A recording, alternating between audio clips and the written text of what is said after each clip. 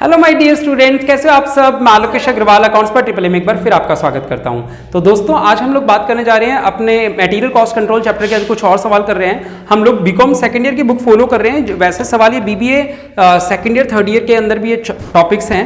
तो कौन सा सवाल कर रहे थे? एग्जाम्पल नंबर 8 पे आ जाइए, यहाँ से स्क्रीनशॉट ले सकते हैं और सवाल की समरी में बोर्ड पे बना रहा हूँ। तो आओ जरा एक बार बोर्ड पे देख लेते हैं, ठीक है। अच्छा, मैं आप लोगों को बताऊं, बीकॉम सेकंड ईयर वाले बच्चों को खासकर 2-3 दिन से मन में इच्छा थी कि आपको बताऊं, बोलना रह गया था। कई बच्चे ऐसा बोल रहे थे, सर आप कोस्ट पढ़ाए जा रहे हो, एफएम का चैप्टर छूट गया, बहुत दिनों से एफएम नहीं पढ़ी, एफएम भी पढ़ा दो हमें। तो एफएम भी पढ़ा दो। तो एफएम भी आप लोगों को जान के हैरानी होगी, मैं साथ के साथ पढ़ा रहा हूँ, ठीक है। तो बस आप लोग ये मान के चलो। हाँ बिल्कुल, मैं आप लोगों को वीडियो भेज दूंगा। ये बीकॉम सेकंड ईयर की एफएम की बुक है, शायद ये बीकॉम सेकंड ईयर की है। बीकॉम सेकंड ईयर की एफएम की बुक में हमारा चैप्टर नंबर 9 है, इन्वेंट्री मैनेजमेंट कंट्रोल। नहीं, ये आप ही की बुक की कॉस्टिंग वाले वही सवाल हैं जो आप लोगों ने अभी पढ़ रहे हो। आओ मैं आप लोगों को दिखा देता हूं, मैं आप लोगों को दिखाता हूं। अभी जो आप सवाल कर रहे थे, अभी हमने एक सवाल छोड़ा, ये देखो बीकॉम सेकंड ईयर का क्वेश्चन था ना ये। हाँ बेटा, बढ़िया बेटा, ये देखो, ये वही EOQ वगैरह है। आप आज घर जाके FM की बुक खोल के देखना, चैप्टर नंबर 9, तो आपको ये सारा वही दिख जाएगा, EOQ वगैरह जो आप लोगों ने अभी पढ़ रहे हो। क्या? हाँ हाँ, कोर्स में है ना। FM में चैप्टर 9 जब पढ़ोगे तो वो सेम यही कॉस्टिंग के चैप्टर 2 की तरह है, ठीक है। तो आप लोग आओ, तो हम लोग ये चैप्टर भी हो रहा है कवर, साथ के साथ बाद में इस बुक से भी सवाल कर लेंगे, ठीक है। चलो फिलहाल कॉस्टिंग की बुक से सवाल कर रहे हैं। कॉस्टिंग की बुक कहाँ है? ये रही। चलो, तो हम सवाल कर रहे हैं अब बीकॉम की कॉस्ट वाली बुक से। एग्जांपल नंबर 8 में बोर्ड पे सवाल बना रहा हूं, आप लोग देखें और यहां से सीख लेंगे। अगर आपको पुराने फार्मूले याद हैं तो भी काम चल जाएगा, अगर आपने नहीं पढ़ा हुआ है अभी पिछली क्लास का। तो आओ एग्जाम्पल नंबर 8 देखते हैं, ठीक है। Example number 3.8। तो आज घर जाके आप फाइनेंस की बुक खोल के देखोगे तो उसमें भी क्वेश्चन सेम मिलेंगे। देखो लिखा है, for one of the A class item, यानी हमारे पास अलग अलग तरह के आइटम होते हैं। बढ़िया वाला जो आइटम है, द परचेज मैनेजर स्पेंट 500 रुपए in procuring 1000 units in a single lot. बेटा इस पूरी लाइन का मीनिंग समझो। 500 रुपए खर्च हो रहे हैं प्रोक्योर करने में, यानी ये हमारी ऑर्डरिंग कॉस्ट है, हाँ या ना। एक बार सामान मंगवाने में कितने रुपए खर्च हो रहे हैं? 500 रुपए प्रोक्योर करने पे, यानी कि खरीदने में खर्च कर रहे हैं कितने रुपए? 500 रुपए। तो ये हमारी ऑर्डरिंग कॉस्ट हो गई। और साइज ऑफ ऑर्डर क्या है? जब हम सामान मंगवा रहे हैं तो साइज ऑफ ऑर्डर या ऑर्डर साइज कितना मंगवा रहे हैं एक बारी में उससे? 1000 यूनिट्स इन अ लॉट, यानी एक ही बारी में उससे कितना सामान मंगवा ले रहे हैं? 1000 यूनिट्स एक ही बारी में फोन पे मंगवा ले रहे हैं, और 500 रुपए का खर्चा आ रहा है डिलीवरी का। And thereby availed a discount of 5% on the price of 10 rupees per unit। बेटा प्राइस ऑफ प्रोडक्ट कितना था? प्राइस था 10 रुपए का, और क्योंकि एक ही बारी में हम पूरा माल मंगवा रहे हैं तो वो बंदा हमें डिस्काउंट देता था कितना परसेंट? 5%। यानी वो सामान हमें कितने रुपए का पड़ता था? 9.5 रुपए का। कैलकुलेटर पे टाइप करोगे ना 10 - 5%, तो कितने रुपए का सामान पड़ेगा? वो 9 रुपए 50 पैसे का सामान पड़ता था हम लोगों को वो, ठीक है। आगे क्या लिखा हुआ है? No discount will be given for any other order quantity. कह रहे हैं अगर आप 1000 यूनिट के अलावा कोई भी यूनिट मंगवाओगे, 999 मंगवाओ या 998 या 400 या 500 कुछ भी मंगवाओ, तो आपको डिस्काउंट नहीं देंगे। देंगे या नहीं देंगे? नहीं देंगे डिस्काउंट। अगर आप कुछ और, बेटे काम करोगे, एग्जॉस्ट बंद कर दो, शायद नोज नाक में आ रही है ना, तुम्हारे भी लग रहा होगा। पीछे है स्विच बोर्ड, हटा के पीछे है बाहर। हाँ बेटा, तो क्या बता रहा था मैं? कह रहे कोई छूट नहीं मिलेगी आपको। इन्वेंट्री कैरिंग कॉस्ट जो है वो 40% है। अब यहां बात ध्यान से देखना बेटा, पता है ये जो कैरिंग कॉस्ट होती है इसी को स्टोरेज कॉस्ट भी बोलते हैं, और कैरिंग कॉस्ट उन्होंने क्या बोली? 40%। ये 40% जब भी दी गई हो, ये हमेशा किसकी होती है? 40% प्राइस की। यहीं पे बात सीखने वाली है बेटा कि यहां पे जब हम 1000 यूनिट खरीद रहे थे तो हमारा प्राइस 10 रुपए पड़ रहा था या 9.5 रुपए पड़ रहा था, यानी अभी हमें कैरिंग कॉस्ट कितने रुपए खर्च करनी पड़ रही होगी? 9.5 रुपए का 40%, हाँ या ना। क्योंकि जो प्राइस होता है उसका 40% होता है। कितना हो गया? 3 रुपए 80 पैसे, सही है क्या? पर यूनिट पर एनम, हाँ या ना। ये तब जब हम 1000 यूनिट खरीद रहे हैं, उससे हमारा प्राइस सस्ता था कैरिंग कॉस्ट। कह रहे हैं if he follows EOQ policy what would be the gain और लॉस टू द ऑर्गेनाइजेशन। कह रहे अगर वो इस तरीके से ऑर्डर ना करे, 1000 यूनिट एक बारी में ना मंगवाए, इकोनॉमिक ऑर्डर क्वांटिटी के हिसाब से मंगवाए, तो उसको क्या फायदा या नुकसान होगा, ये हमें समझाओ। करें बेटा, एक काम करते हैं, सबसे पहले धीरे धीरे सवाल सॉल्व करते हैं। सबसे पहले EOQ निकाल लें, इकोनॉमिक ऑर्डर क्वांटिटी, इसका मीनिंग होता है बेस्ट ऑर्डर साइज। इसका रियल मीनिंग क्या होता है, बेस्ट ऑर्डर साइज, यानी सबसे अच्छा ऑर्डर साइज क्या होना चाहिए, जो इससे आंसर आता है वो होना चाहिए। कैसे कैलकुलेट होता है ये, √2AO अपॉन C। 2 का मतलब तो 2 ही है, A का मतलब होता है एनुअल डिमांड। बेटा हमारे पूरे साल की डिमांड कितनी थी, 1000 यूनिट, ठीक है, इंटू O का मतलब होता है ऑर्डरिंग कॉस्ट, कितने रुपए, 500।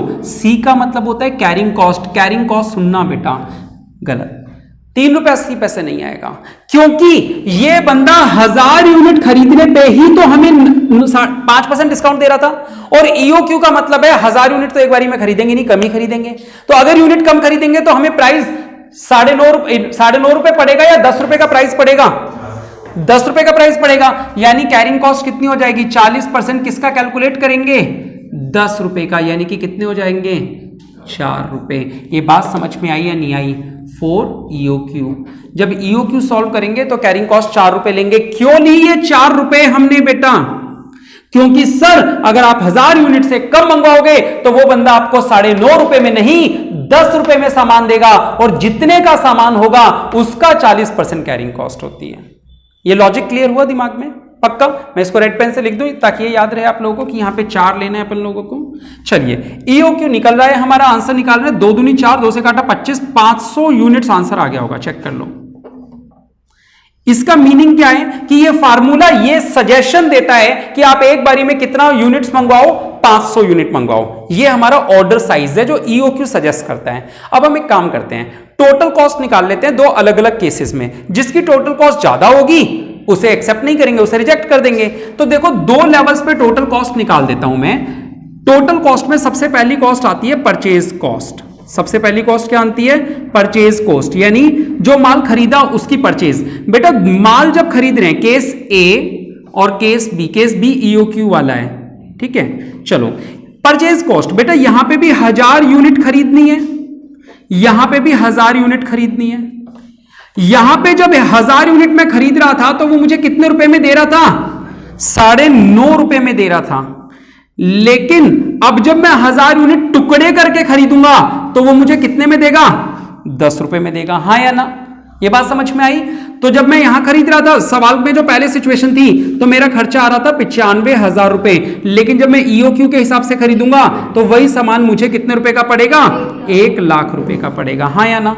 ये तो हो गई परचेज कॉस्ट।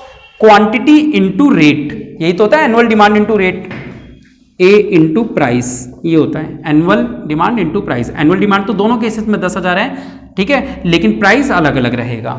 दूसरी चीज होती है इसमें ऑर्डरिंग कॉस्ट। कौन सा चीज खर्चा लगता है बेटा, ऑर्डरिंग कॉस्ट। बेटा ऑर्डरिंग कॉस्ट का मतलब होता है number of orders, number of order, जितने साल में ऑर्डर करने हैं, इनटू में ऑर्डरिंग कॉस्ट। 1000 थी, हाँ, तो यहां पे 1000 इंटू 10, और ये हो गया 9,500, और ये कितना हो गया 10,000, ठीक है। चलो हाँ, तो मैं क्या बता रहा था आप लोगों को, ऑर्डरिंग कॉस्ट का मतलब कितनी बार फोन करके माल मंगवा रहे हो। बेटा यहां पे आप याद है 1000 यूनिट सीधा एक ही बार मंगवा रहे हो, यानी यहां पे आपका नंबर ऑफ ऑर्डर्स कितना है, 1। यहां पे आप 500 यूनिट हर बार मंगवाओगे तो साल में कितनी बार ऑर्डर देना पड़ेगा, 2 बार। आ रहा है बात समझ में? यहां पे कितनी बार ऑर्डर दोगे, 2 बार। हाँ, पैसे वो डिलीवरी चार्जेस आपसे 50 रुपए लेगा, तो ऑर्डरिंग कॉस्ट यहां पे रही 50 रुपए, और यहां कितनी हो गई ऑर्डरिंग कॉस्ट, 100 रुपए। ये बात समझ में आई? मैं रेड पेन से डिफरेंस नजर करवा रहा हूं आप लोगों को। तीसरी चीज होती है बेटा कैरिंग कॉस्ट। क्या होती है तीसरी चीज, कैरिंग कॉस्ट। कैरिंग कॉस्ट का फार्मूला है, क्या फार्मूला है बेटा, order size divide by 2 into carrying cost. Order size का मतलब एक बारी में कितनी यूनिट्स मंगवा रहे हो। बेटा यहां पे हम कितनी यूनिट्स मंगवा रहे हैं एक बारी में, 1000 यूनिट्स, जबकि यहां पे एक बारी में कितनी यूनिट्स मंगवा रहे हैं, 500। बाकी तो फार्मूला वही है, 1000 को 2 से डिवाइड करो, 500 को 2 से डिवाइड करो। कैरिंग कॉस्ट कितनी थी, हाँ कैरिंग कॉस्ट भी अलग अलग लगेगी।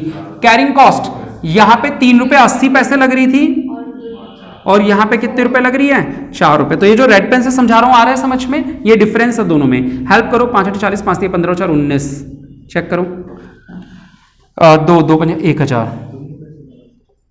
सही है, कैलकुलेशन सही है क्या, चेक कर लो पक्का।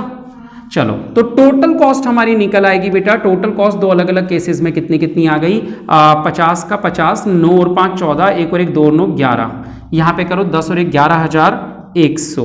बेटा जहां टोटल कॉस्ट कम होगी वहां पे हम सिलेक्ट कर लेंगे, यानी एक बारी में 1000 यूनिट खरीदने से बेहतर है एक बारी में कितनी यूनिट खरीदो, 500 यूनिट खरीदो। गलत आ रहा है क्या आंसर, गलत, ये 50, अच्छा ये 500 था, सॉरी कैलकुलेशन एरर हो गया, यहां ये 500 था और यहां ये 500 था, तो ये 1000 हो गया, 10 और 1 11 और 1 12,000, ये कितना हो जाएगा 12,000, और ये कितना हो जाएगा 10 और 1 11,900। तो इस बार क्या बेहतर है हमारे लिए, वही ऑफर बेहतर है कि एक ही बारी में खरीद के रख लो। आई बात समझ में, आंसर मैच कर लो अब सही है। तो ये हमारा सवाल सॉल्व हो गया। तुम्हारा समझ में क्या चल रहा है, ठीक है, पुरानी वाली वीडियो भेज दूंगा, वो देख लेना तो ज़्यादा क्लैरिटी मिलेगी, क्योंकि वो सीखा हुआ हो तो अगला सीखना आसान लगता है। डन, क्लियर है, आ रहा है समझ, कोई बात नहीं। चलो नहीं आ रहा, पिछली क्लास देखोगे तभी आएगा, क्योंकि एक साथ सारा बेसिक उसी दिन डेवलप हुआ है। तो मैंने वीडियो लिंक भेजा नहीं तो मांग लेती मुझसे।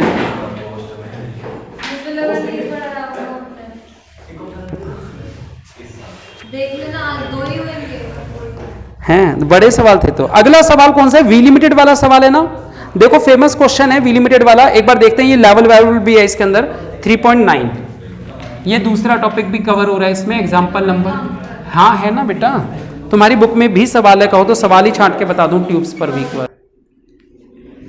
हाँ तो अगला एग्जाम्पल कर रहे हैं, एग्जाम्पल 3.9। अगर आप बीबीए की बुक में देखना चाहें तो ये क्वेश्चन नंबर 20 है। मैं आप लोगों को इसका भी मार्क करवा दूंगा कि ये बीबीए में कौन से क्वेश्चन नंबर पे है सेकंड ईयर की बुक में, ठीक है, और ये वैसे क्वेश्चन नंबर 20 पे है। चलो आओ करते हैं। V limited is the manufacturer of picture tubes for TV, details of its operation during the year as follows. Ordering cost, सवाल बना लेते हैं, ऑर्डरिंग कॉस्ट कितनी है, 100 पर ऑर्डर है, ठीक है। इन्वेंट्री की कैरिंग कॉस्ट है 20% पर एनम। एक बार ये छोड़ो, अगला आइटम लिखो, कॉस्ट पर ट्यूब, यानी कि प्राइस जो है वो कितना है 520। तो मैंने क्यों अभी कैरिंग कॉस्ट नहीं लिखी, अब लिख देता हूं। कैरिंग कॉस्ट कितनी है हमारी 20, तो 20% पर एनम का मतलब ये हमेशा किस पे बेस्ड होती है, प्राइस पे, है ना। तो अगर हमारा प्राइस 520 है तो 520 का 20%, और अगर प्राइस कम हुआ तो ये उसका 20% हो जाएगी। आगे बात करते हैं। लिखा है मिनिमम यूसेज, मैक्सिमम यूसेज और नॉर्मल यूसेज, 50 100 200। अगर मैं ऐसे कहूं कि यूसेज जो है मिनिमम, मैक्सिमम और नॉर्मल, 50 100 और 200, हाँ या ना, मिनिमम नॉर्मल और मैक्सिमम। क्या बेटा यही तो दे रखी है सवाल में, मैंने लिखने का तरीका लिख लिया अपने तरीके से सवाल का। उसके बाद क्या दे रखा है, लीड टाइम, यानी टाइम जो है, पीरियड जो है 6 से 8 हफ्ते है। जो पीरियड दे रखा है वो 6 से 8 है, यानी मिनिमम 6 मैक्सिमम 8। तो इसका मतलब ये कितना हो जाएगा 7, 6 और 8 14, 14 को 2 से डिवाइड करो 7। आ रहा है समझ में। Next, you are required to find out the following information. अब आपसे क्या क्या पूछा है वो लिख देते हैं एक बार। पहला आइटम क्या पूछा है आपसे, ईओक्यू, है ना। चलो आओ बेटा ईओक्यू निकाल ही देते हैं ना, हाथों हाथ पूछ क्या रहे हैं। √2AO अपॉन C, यही होता है। अब आ जाएगा कृतिका समझ में, ध्यान से देखो। 2AO, 2A का मतलब एनुअल डिमांड। बेटा एनुअल डिमांड नहीं पता हमें, तो A का मतलब हो गया जो हमारी नॉर्मल यूसेज है वो कितनी है, जरा नॉर्मल यूसेज पढ़ना। 100 पर वीक थी, यही दिखा था, कितनी ली थी 100 पर वीक। तो यानी कि नॉर्मल यूज थी 100 पर वीक। साल में कितने वीक्स होते हैं, नंबर ऑफ वीक्स, साल में 52 वीक्स होते हैं। यानी पूरे साल की अगर डिमांड देखी जाए तो कितनी होनी चाहिए 5200 यूनिट्स। भाई नॉर्मली एक इंसान 100 यूनिट कंज्यूम करता है एक हफ्ते में, तो साल में कितने हफ्ते होते हैं 100, 52, तो 52 इंटू 100 कितना हो जाएगा 5200 यूनिट पूरे साल की हो गई, हाँ या ना। ये 5200 समझ में आया। नेक्स्ट, ऑर्डरिंग कॉस्ट, ये दे रखी ऑर्डरिंग कॉस्ट कितनी 520 upon carrying cost. Carrying cost कितनी होगी, प्राइस का 20%, अरे ये तो 100 थी, ये कितनी थी 100। कैरिंग कॉस्ट किसकी होगी, प्राइस का 20%, यानी कि 520 का 20%, इसका अंडर रूट। बेटा इस पूरे को सॉल्व कर ले मैथमेटिकली, जैसे भी करते हैं अपन लोग, ठीक है। और ऊपर वाले को सॉल्व कर लो तो कितना हो जाएगा, 2 दूनी 4, 2 पंजे 10, 10 4 और 4 0, 1 2 3 4 अपॉन 520 का 20%, 520 इंटू 20%, 104, ठीक है। तो कितना आ जाएगा, 100 यूनिट, 100 यूनिट्स, बिल्कुल 100 ट्यूब्स आंसर आ जाएगा। एनुअल डिमांड हमें पता लगानी थी, सवाल में गिवन नहीं थी कि पूरे साल में कितनी डिमांड है हमारी। हाँ, लेकिन ये पता था कि हम नॉर्मली जब एक इंसान यूज करता है तो उसकी यूसेज क्या है पूरे साल की, पूरे हफ्ते की, 100 यूनिट्स पर वीक दे रखा है वो, ठीक है। तो एक हफ्ते में अगर 100 यूनिट यूज करूंगा तो साल में कितने वीक्स होते हैं, 52 वीक्स। तो 52 वीक्स में कितने यूज कर लूंगा मैं, 5200। आ रहा है समझ, चलो ठीक है। अगला आइटम देखते हैं बेटा। पहला आइटम तो कैलकुलेट हो गया, 100 ट्यूब्स हमारा। दूसरी चीज क्या पूछी हुई है हमसे सवाल में, हाँ दूसरी चीज हमसे पूछी हुई है, क्या क्या क्या, कहां गया, if the supplier is ready to supply. एक काम करते हैं, सेकंड पॉइंट बाद में करते हैं, उसमें टोटल कॉस्ट निकालनी पड़ेगी, तो पूरा यही फार्मूला चाहिए होगा यहाँ पे। चलो कर दे, सेकंड नीचे करवा देता हूं, सेम यहीं पे सेम यही चल रहा है। कह रहे अगर सप्लायर रेडी टू सप्लाई हो क्वार्टरली कंजम्पशन के बराबर, क्वार्टरली को अंडरलाइन कर दो बेटा, quarterly consumption of units at a discount of 5 रुपए per unit, is it worth accepting. तो क्या यह बेहतर होगा एक्सेप्ट करना, अगर क्वार्टरली कंजम्पशन के बराबर वो देने को तैयार है। तो हम 2 बार आंसर निकालेंगे, एक बार ईओक्यू पे और एक बार इस पे। मैं सेकंड पॉइंट को थोड़ा नीचे लाके सॉल्व कर रहा हूं यहां पे, सेकंड पॉइंट पे। तो देखो बेटा, यहां पे फिर से हम बात करेंगे परचेज कॉस्ट की। परचेज कॉस्ट ऑप्शन ए जो कि ईओक्यू वाला होगा, और ऑप्शन 2 यानी कि क्वार्टरली कंजम्पशन होगा, ठीक है। जब ईओक्यू मंगवा रहे हैं तो एक बारी में कितनी यूनिट्स मंगवा रहे हैं, 100 यूनिट्स इन एन ऑर्डर, हाँ या ना। और यहां पे क्वार्टरली कंजम्पशन का मतलब हुआ पूरे साल की कंजम्पशन कितनी, 5200। तो 4 से डिवाइड कर दो, कितना हो गया, 1300 यूनिट इन एन ऑर्डर। यानी यहां पे ऑर्डर साइज अपन को क्या लेना है, 1300 यूनिट का। क्वार्टरली कंजम्पशन का मतलब एक क्वार्टर में जितनी यूज होती है उतनी मंगवा लो। तो पूरे साल में अगर 5200 यूज होती है, क्वार्टर का मतलब होता है चौथाई हिस्सा, क्वार्टर चौथाई हिस्सा, तो 4 से डिवाइड कर दो, यानी यहां पे एक बारी में कितनी मंगवाओगे, 1300। आओ बेटा, परचेज कॉस्ट का मीनिंग क्या होता है, परचेज कॉस्ट का मीनिंग होता है एनुअल डिमांड इनटू प्राइस, हाँ या ना। बेटा एनुअल डिमांड दोनों ही केसेस में यूनिट तो पूरे साल में तो 5200 ही यूज करूंगा, चाहे कितनी भी कर करके मंगवाऊं, यूज तो 5200 ही करूंगा। जैसे यहां पे देखा था दोनों बार 1000 ही था, तो यहां पे भी दोनों बार रहेगा तो 5200 ही। लेकिन प्राइस चेंज हो जाएगा बेटा। प्राइस जब मैं ईओक्यू से मंगवा रहा था तो मेरा प्राइस कितना पड़ रहा था, मुझे 520 रुपए की एक यूनिट पड़ रही थी। लेकिन यहां वो मुझे ऑफर दे रहा है, क्या ऑफर दे रहा है, कह रहा है वो 5 रुपए सस्ता दे देगा, हाँ या ना। यानी यहां तो मुझे 520 मिल रही थी, अगर मैं उसके हिसाब से मंगवाऊंगा तो वो मुझे 5 रुपए सस्ता दे देगा, कितना पड़ेगा, 515, हाँ या ना। इसको सॉल्व कर लो, कैलकुलेटर पे देख लो कितना आ रहा है। दूसरी बात, ऑर्डरिंग कॉस्ट। ऑर्डरिंग कॉस्ट का मतलब होता है नंबर ऑफ ऑर्डर्स, पूरे साल में जितने ऑर्डर आपको प्लेस करने पड़ेंगे, जितनी बार फोन करना पड़ेगा, इनटू ऑर्डरिंग कॉस्ट। एक बात बताओ बेटा, मुझे 5200 माल मंगवाने हैं, हर बार एक बारी में 100 ही माल मंगवा रहा हूं, तो साल में कितनी बार फोन करना पड़ेगा, 52 बार। अगर मुझे टोटल 5200 माल चाहिए और एक बारी में 100 यूनिट्स मंगवा रहा हूं, कैसे निकलता है नंबर ऑफ ऑर्डर, मैं आपको थोड़ी देर के लिए यहां बता देता हूं। नंबर ऑफ ऑर्डर का मतलब होता है annual demand divided by order size. Annual demand का मतलब मैं 5200 यूनिट मंगवा रहा हूं, तो 5200 यूनिट हर बारी में 100 यूनिट मंगवा रहा हूं, तो साल में कितने ऑर्डर करने पड़ेंगे, 52। ये बात समझ में आई।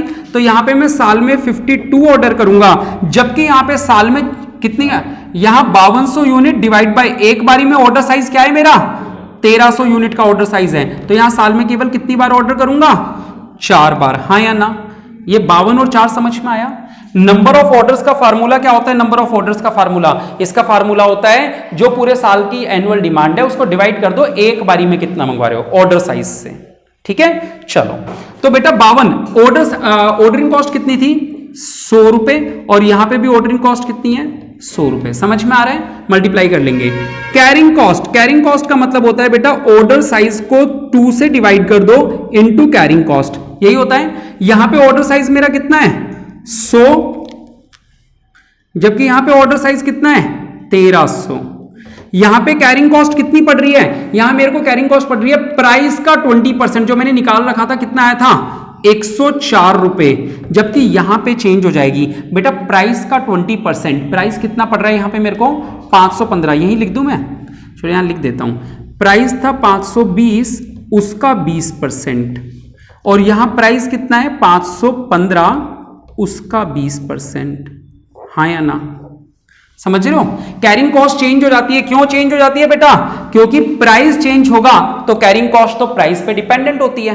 तो यहां पे मेरा प्राइस, क्योंकि मेरे को 520 था तो 520 का 20% कैरिंग कॉस्ट थी, और यहां मेरा प्राइस 515 है तो 515 का 20% होगी। हाँ या ना? और ये डिवाइड बाय 2 तो यहां फार्मूले में था।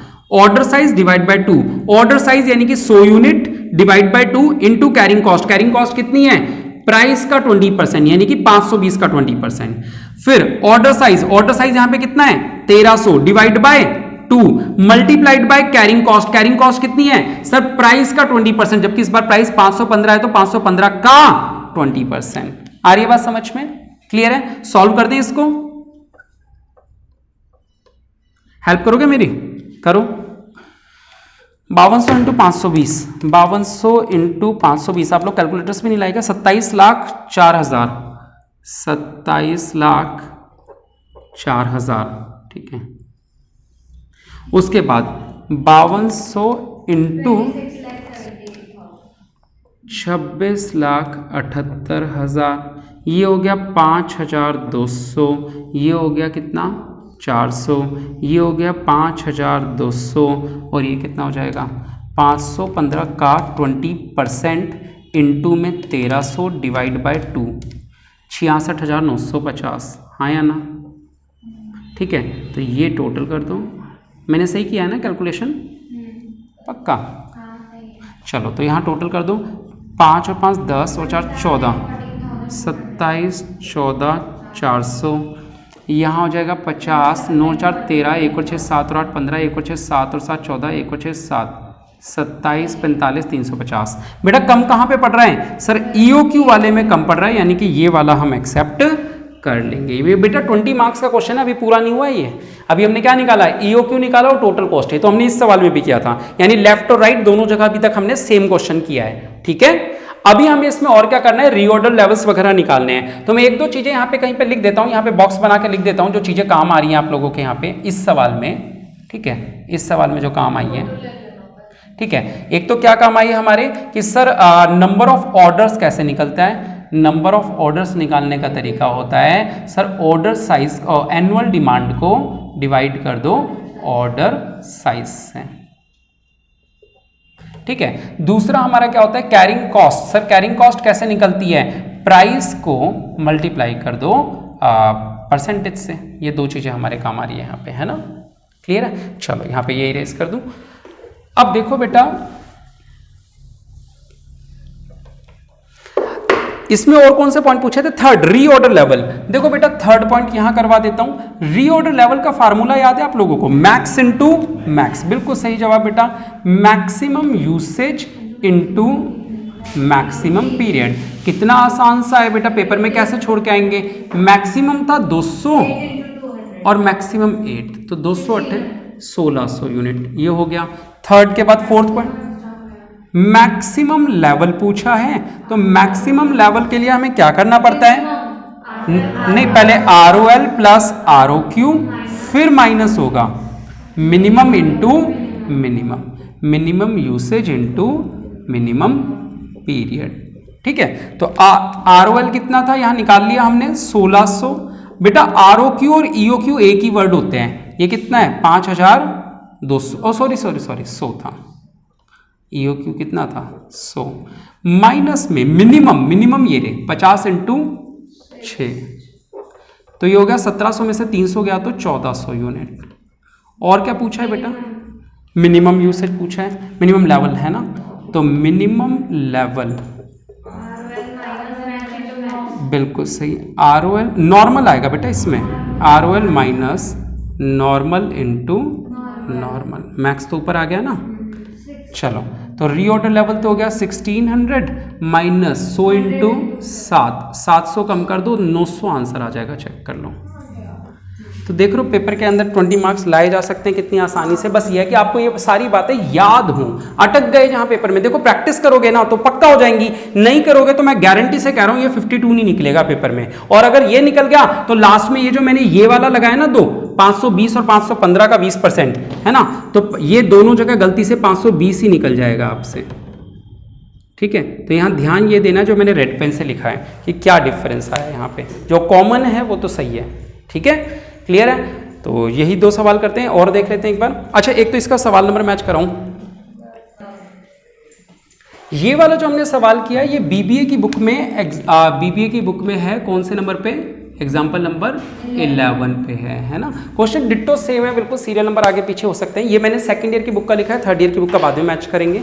तो और देखते हैं सवाल एक आधा, देख लें कौन सा है अगला, पहले मैच कर लेना। 3.9 है जिसमें होमवर्क में दे रहा हूँ, 3.9 होमवर्क में कर लेना, फिर 3.10, हाँ 3.9 करवा दिया था क्या पहले, ये तो करवा दिया, 3.10 बोल रहा हूँ, सॉरी मैं 3.10 को होमवर्क में कर लेना, अगर आपसे हो जाए तो, नहीं होगा चलो ठीक है फिर मैं ही करवा दूंगा। चलिए आज के लिए इतना ही। कैसे रही क्लास, लाइक और कमेंट करके जरूर बताएं। बहुत बहुत शुक्रिया। जय हिंद, जय भारत।